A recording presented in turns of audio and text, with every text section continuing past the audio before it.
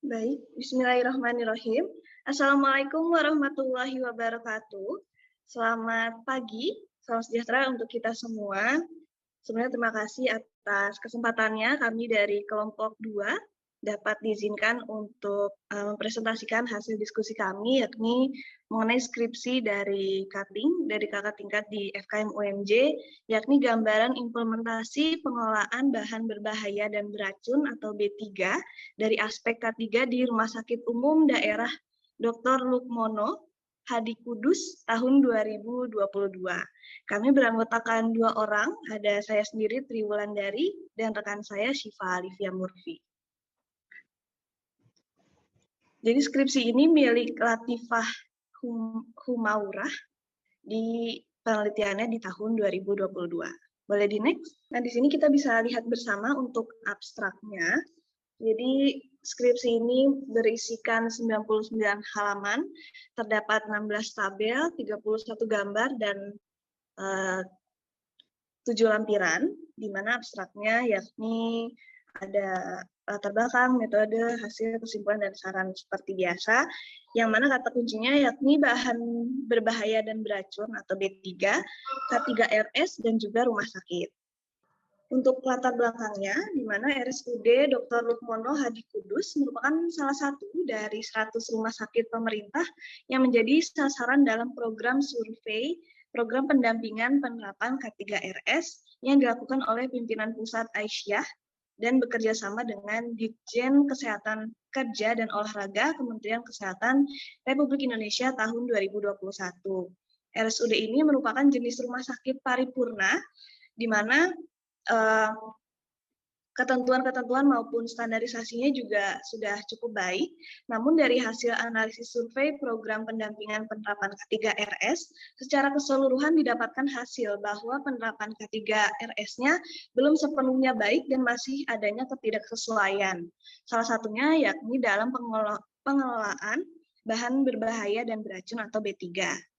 Nah, dari aspek K3 ini yang masih belum terlaksana dengan baik dan belum memenuhi standar yang sesuai dengan Peraturan Menteri Kesehatan Republik Indonesia tahun nomor 66 tahun 2016 tentang K3RS. Oleh karena itu, perlu adanya pengawasan yang lebih terarah dengan strategi yang sesuai agar tidak menimbulkan kerugian sehingga sesuai dengan regulasi atau standar yang berlaku. Jadi, kenapa skripsi ini dibuat? Yakni salah satunya untuk menganalisis bagaimana pengawasan untuk menganalisis agar pengawasannya lebih terarah dan juga strateginya lebih baik gitu. Boleh di next?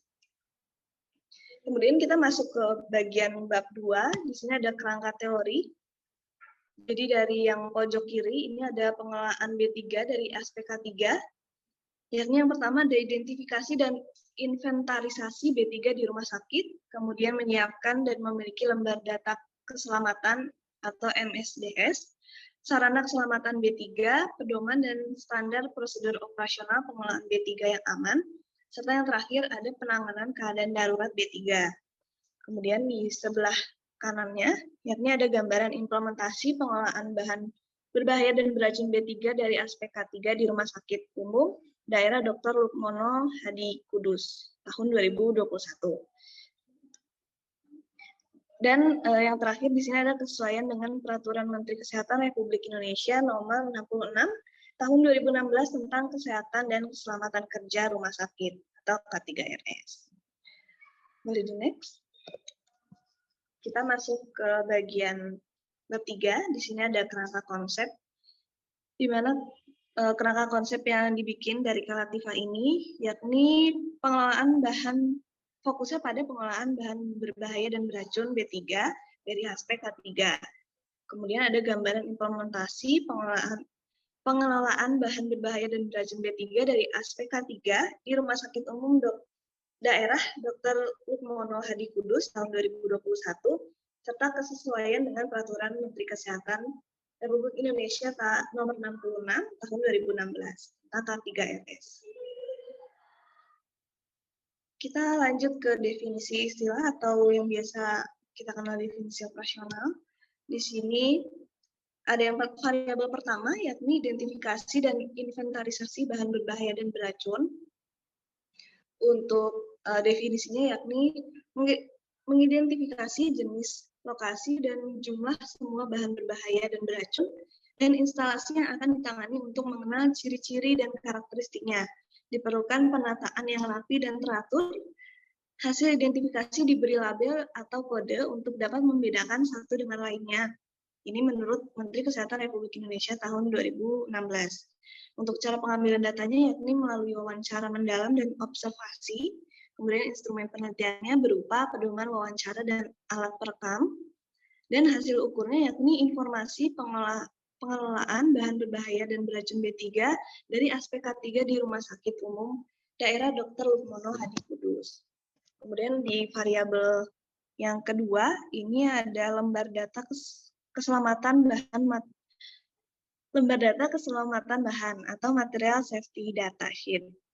Nah, untuk definisinya, yakni informasi mengenai bahan-bahan berbahaya terkait dengan penanganan yang aman, prosedur penanganan tumpahan, dan prosedur untuk mengelola pemaparan sudah yang terbaru dan selalu tersedia. Untuk cara pengambilan datanya yakni melalui wawancara mendalam dan observasi, kemudian instrumennya juga masih sama, menggunakan pedoman wawancara dan alat perekam, dan hasil ukurnya yakni berupa informasi pengelolaan bahan berbahaya dan beracun B3 dari aspek K3 di Rumah Sakit Umum Daerah Dr. Lukmono Hadi Kudus. Oke, untuk variabel yang ketiga yakni sarana keselamatan bahan berbahaya dan beracun, di mana definisinya yakni sarana keselamatan bahan berbahaya dan beracun B3 berupa lemari bahan berbahaya dan beracun, penyimpanan badan atau body wash, pencuci mata atau eye washer, alat pelindung diri ataupun APD, rambu, dan simbol bahan berbahaya, serta spill kit. Nah, untuk cara pengambilan datanya masih sama ya, dengan wawancara dan observasi mendalam. Untuk instrumen dan hasil ukurnya pun masih sama. Kita lanjut ke bagian variabel yang keempat, yakni pedoman dan standar prosedur operasional pengolahan bahan berbahaya dan beracun B3.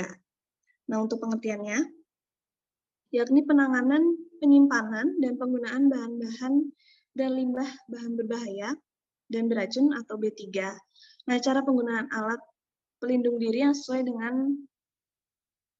dan prosedur yang dipersyaratkan sewaktu menggunakannya, perlabelan bahan-bahan dan limbah berbahaya yang sesuai, persyaratan dokumentasi termasuk surat izin, lisensi, atau yang lainnya yang dipersyaratkan oleh peraturan yang berlaku, pelaporan dan penyidikan atau investigasi untuk tumpahan dan paparan. Untuk cara pengambilan data, instrumen, dan hasil ukurnya pun masih sama. Boleh di next. Ini ada variabel yang terakhir, yakni variabel 5, berupa penanganan keadaan darurat bahan berbahaya dan beracun B3. Untuk definisinya, yakni menerapkan prosedur pelatihan dan simulasi, mekanisme pelaporan dan penyelidikan atau investigasi untuk mengelola tumpahan dan paparan bahan B3. Itu menurut Menteri Kesehatan Republik Indonesia tahun 2016. Dan untuk cara pengambilan data, instrumen, dan hasil ukurnya masih sama seperti variabel yang pertama tadi. Baik, untuk yang selanjutnya akan dilanjutkan oleh Syifa Alifia. Dipersilakan. Baik, selanjutnya ada metode penelitian. Di sini penulis melakukan desain studi dengan jenis penelitian yang digunakan adalah penelitian kualitatif dengan metode wawancara mendalam dan gambarannya disajikan secara deskriptif. Untuk tempat dan waktunya itu berlokasi di Rumah Sakit Umum Daerah Dr. Lukmono Hadi Kudus dan waktu penelitian dilaksanakan selama bulan April sampai Juli tahun 2022. Sumber informan ada dua, yaitu inisial informan K dan D. Untuk usianya, yang K itu informan 1, jenis kelaminnya laki-laki, jabatannya sebagai Ketua Unit Kerja K3RS, status informannya informan kunci. Lalu yang kedua ada informan D, umur usianya 40 tahun, jenis kelaminnya perempuan, jabatannya sebagai Tim Unit Kerja K3RS, status informannya yaitu informan utama. Sumber data yaitu ada 2 sumber data, yang pertama ada data primer dan data sekunder. Data primer yaitu hasil pengamatan langsung di lapangan dengan menggunakan lembar observasi dan melakukan wawancara mendalam atau FGD bersama informan. Lalu yang kedua diperoleh data sekunder yaitu diperoleh dari data yang didapat dari telaah dokumen pengelolaan bahan berbahaya dan beracun B3 dari aspek K3 di rumah sakit, jurnal, buku, dan peraturan pemerintah. Analisis datanya terbagi menjadi 2, yaitu transkrip data, di mana memindahkan data dalam bentuk rekaman ke dalam bentuk tulisan atau tertulis secara lengkap tanpa mengubah, menambah, atau mengurangi informasi yang ada di dalam alat perekam tersebut. Yang kedua, ada analisis data. Setelah observasi lapangan dan wawancara mendalam, kemudian dianalisis secara deskriptif sehingga diperoleh kesimpulan dari data yang telah diolah. Dari hasilnya di sini terdapat tabel 5.1 tentang hasil observasi, identifikasi inventaris bahan berbahaya dan beracun B3 di rumah sakit. Jenis kegiatannya yaitu pengawasan kegiatan inventarisasi, penyimpanan, penanganan, dan penggunaan B3. Lalu ada daftar B3 dan limbahnya, serta ada pemetaan area beresiko terhadap bahan berbahaya dan beracun B3. Lalu yang kedua ada pengelolaan bahan berbahaya dan beracun B3 dari SPK 3.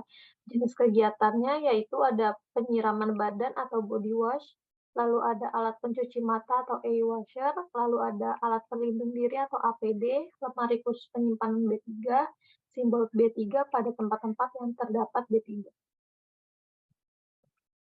Lalu di sini terdapat tabel 4.2 hasil observasi lembar data keselamatan bahan atau material safety datasheet. Pengelolaan bahan jenis kegiatannya itu adalah pengadaan atau pembelian B3 disertai dengan MSDS. Lalu yang tabel 4.5 hasil observasi penanganan keadaan darurat bahan berbahaya dan beracun. Jenis kegiatannya ada pelatihan dan simulasi tumpahan B3, penanganan limbah tajam, penanganan alat terkontaminasi, dan penanganan limbah medis.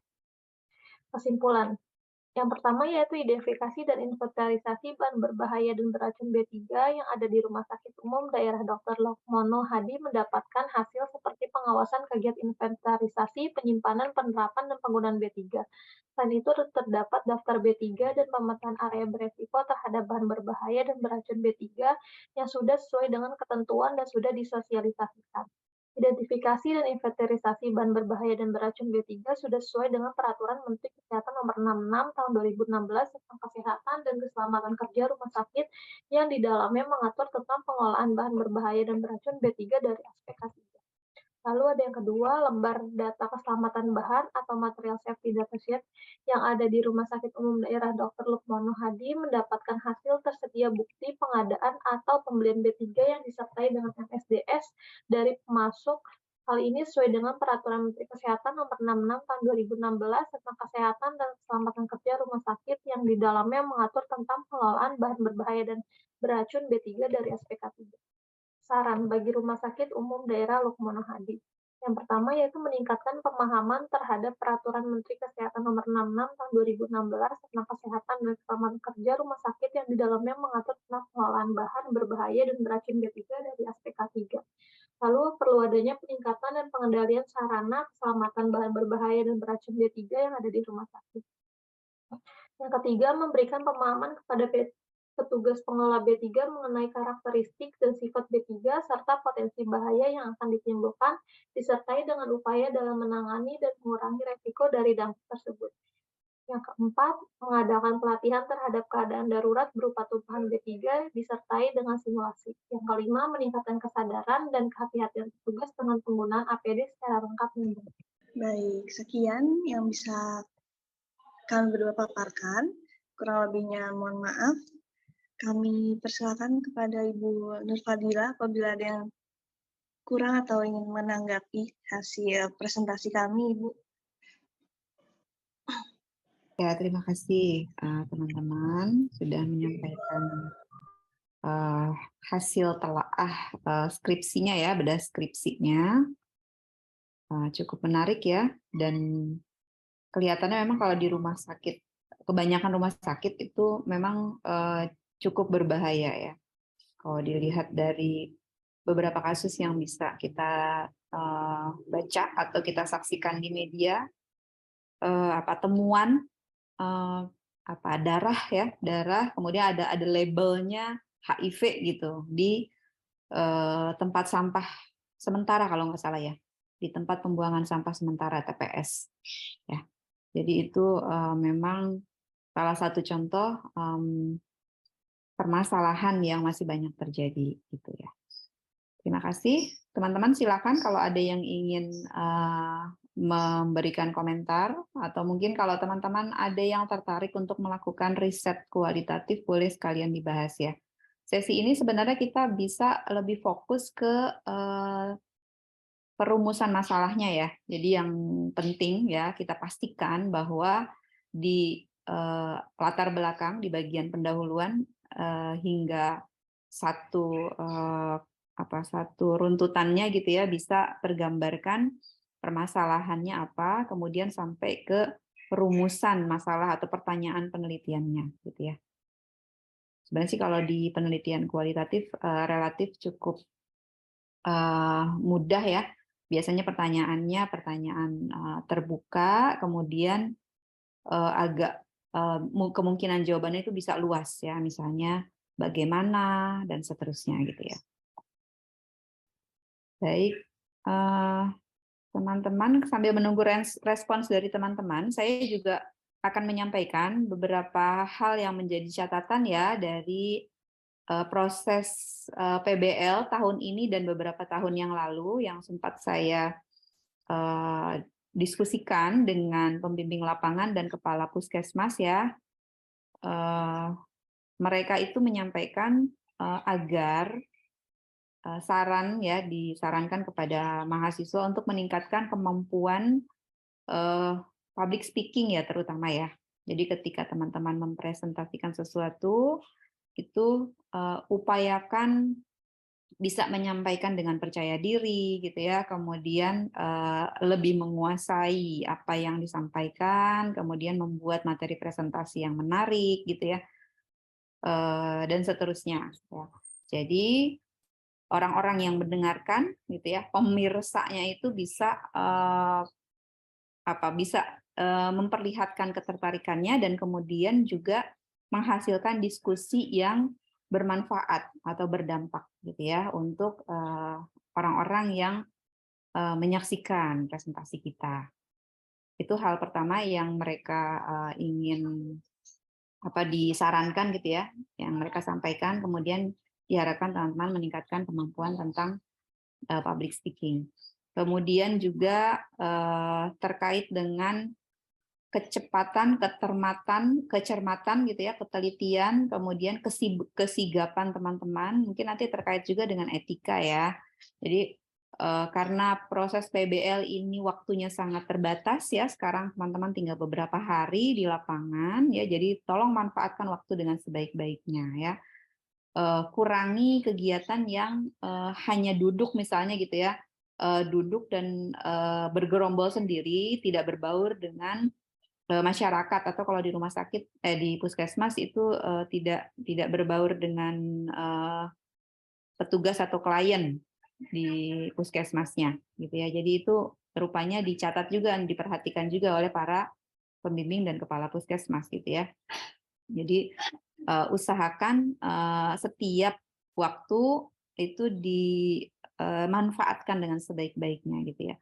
Walaupun misalnya masih sambil menunggu temannya yang belum sampai, belum tiba gitu ya, teman-teman bisa lanjutkan pengamatan, buat catatan gitu ya, buat data-data tambahan sehingga nanti artikel yang ditulis dalam bentuk laporan ataupun manuskrip itu bisa lengkap gitu ya, berdasarkan ada setiap statement itu ada dasarnya gitu, ada evidence-nya, kira-kira demikian. Begitu. Kemudian oh ya, di Edlink itu saya sudah memberikan penugasan ya teman-teman. Jadi silakan untuk membuat, pertama melihat dulu ya, melihat link yang sudah saya sematkan di situ, ada di embed. Jadi teman-teman tinggal klik kemudian cek isinya itu apa ya? Itu ada informasi tentang unit unit layanan kekerasan seksual dan perundungan di Universitas Muhammadiyah Jakarta yang memiliki layanan pengaduan ya. Jadi saya minta teman-teman untuk membuat bisa dalam bentuk video atau poster misalnya, bisa berupa komentar tentang keberadaan unit dan layanan itu, tentang pemanfaatannya boleh, kemudian harus komplit pendek biar potong pendek. Kemudian juga bisa tentang misalnya kampanye ya atau promosi keberadaan unit dan layanannya tadi gitu ya. Jadi boleh dalam bentuk apapun. Kelihatannya pekan depan itu tidak bisa kuliah, mungkin sampai tanggal 27 siang itu masih belum bisa kuliah. Jadi mungkin dua kali Senin saya belum bisa mendampingi teman-teman ya, memfasilitasi perkuliahan. Nah, kalau misalnya teman-teman ingin tetap melaksanakan kuliah, itu tetap bisa memanfaatkan link yang sudah tersedia ya. Itu kan linknya recurrent, jadi saya nanti bisa minta rekaman perkuliahannya ke Mas Kamil. Jadi teman-teman bisa tetap kuliah tanpa saya, ya. Kemudian sebagai penguatan saya memberikan penugasan juga, gitu ya, di add-linknya. Nah ini untuk sesi ketiga ya. Sesi yang sekarang tugasnya sudah muncul di add-linknya tentang membuat konten ULKSP dan layanan aduannya. Nah, nanti untuk sesi yang keempat dan kelima, saya akan memberikan tugas, ini contohnya yang ada di TikTok, ini yang paling lengkap. Ya, ada beberapa potongan hasil diskusi saya dengan lurah. Ya, jadi ada beberapa orang di sini, beberapa pihak yang terlibat dalam diskusi ini. Ada dari Puskesmas, kemudian ketua tim penggerak PKK-nya, kemudian dari Kasih Kesranya, kemudian dari PKB, petugas KB, kemudian ada dari LMK, perwakilan dari lembaga kelurahan ya. Nah, kita saksikan salah satu videonya, coba ya. Dia malu bawa anak kecil itu, Pak. Jadi kalau saya pengen cepat masalah ini, janganlah kita ini R1 nanti sosialisasi lagi ini lagi. Kapan mau selesainya? Kebangun posyandu khusus yang tidak bisa orang itu grogi dan minder. Nah, itu di situ diharuskan orang puskes kalau ada posyandu itu yang kita bikin baru buat itu harus datang. Mau sayanya 1 hari nongkrong, gantian piket-piket itu nggak jadi masalah. Menurut saya itu pas. Jangan kita campurin sama orang yang sehat. Ya malu. Teman bisa juga nanti langsung menyaksikan sendiri ya. Ada beberapa hal yang kami diskusikan di sini. Sebenarnya startnya permasalahannya itu adalah kasus stunting. Ya, ada sekian puluh anak yang stunting dan terindikasi stunted ya. Kemudian kita menggali bapaknya yang merokok bagaimana? Apakah rata-rata merokok? Nah, ini ya. Jadi kemudian diskusi berkembang dengan permasalahan lain yang kompleksitasnya ini kemudian berdampak pada situasi stunting tadi ya. Misalnya barusan tentang rokok, kemudian tentang intervensi tidak hanya pada ibu dan anak yang stunting pada saat itu ya, karena kalau diintervensi di hilir kan agak sulit, jadi harusnya diintervensi lebih awal, sejak remaja, sejak calon pengantin, dan seterusnya gitu ya. Jadi banyak hal yang ingin dikerjakan oleh perangkat kelurahan di sini, beserta lembaga pemerintah dan swadaya masyarakat yang ada di sini, dan mereka sangat memerlukan bantuan dari kita ya, dari FKM UMJ gitu, untuk baik dosen maupun mahasiswa untuk melaksanakan intervensi di sana gitu ya. Jadi kemudian saya berencana ya dengan tim dosen untuk membuat proposal untuk melaksanakan kegiatan riset atau abdimas di sana yang melibatkan mahasiswa ya. Jadi nanti saya akan minta kepada mahasiswa yang berkenan untuk melaksanakan magang setelah PBL kan teman-teman akan melaksanakan magang ya. Jadi magangnya itu kalau bisa di Lagoa ini, Lagoa di Jakarta Utara ya. Demikian. Nah, ini ada contoh sebentar. Contoh proposal. Ini contoh proposal yang sudah diterima ya, teman-teman ya. Kalau yang ini bentuk kegiatannya riset. Tapi sayangnya yang saya libatkan di sini bukan mahasiswa kesehatan masyarakat ya. Jadi pada saat itu saya tidak mendapatkan respons dari mahasiswa Kesmas. Kemudian saya mengalihkan ke mahasiswa prodi yang lain gitu ya, dan kemudian mereka meresponsnya. Jadi yang ini sudah lolos ya, baru bulan lalu diajukan dan langsung diumumkan beberapa hari yang lalu. Nanti malam kami akan rapat untuk kegiatan awalannya ya, rapat koordinasi untuk awal riset. Nah, sekedar informasi saja ini ya, beberapa kegiatan yang akan dilaksanakan.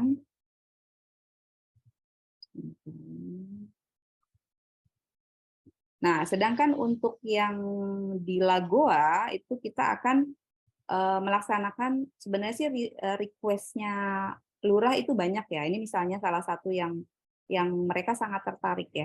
Jadi mereka ingin ketika saya sarankan ya untuk kursus calon pengantin ya, Suscatin, atau bahkan mungkin kelas-kelas untuk posyandu remaja gitu ya, itu bisa kita laksanakan dengan memanfaatkan sosial media gitu. Kalau saat ini memang setahu saya yang sangat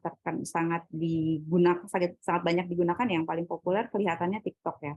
Tapi mungkin teman-teman bisa memberikan komentar di video-video tadi, silahkan memberikan saran ya terkait permasalahan atau situasi dan solusinya kira-kira apa. Ya, jadi nanti saya akan melihat dari komentar-komentar yang teman-teman buat di video-video yang sudah tayang itu. Kemudian kami akan lakukan diskusi lanjutan.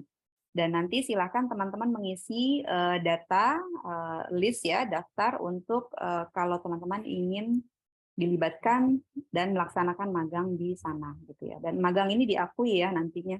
Saya akan ajukan ke fakultas untuk magang sekian SKS itu dihargai gitu ya, dengan luaran berupa artikel.